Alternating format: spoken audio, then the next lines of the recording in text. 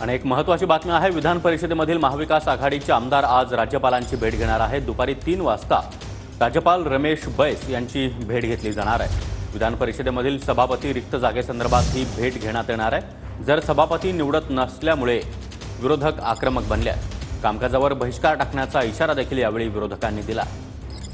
या संदर्भात अधिक माहिती देण्यासाठी आमचे प्रतिनिधी अक्षय मंकणे आपल्यासोबत आहेत। अक्षय, विधान परिषदेतील आमदार, महाविकास आघाडीचे आमदार आज राज्यपालांची भेट घेणार आहे, काय अधिक माहिती?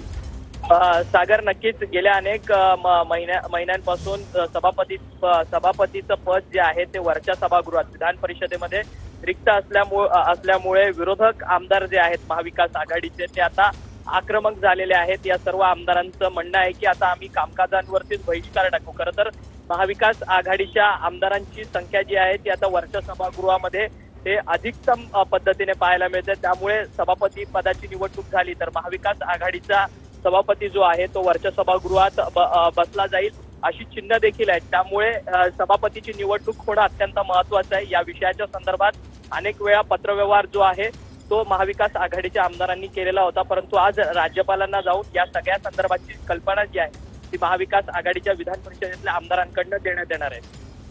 नक्कीच अक्षय, धन्यवाद तुम्ही दिलेल्या या सविस्तर माहितीसाठी।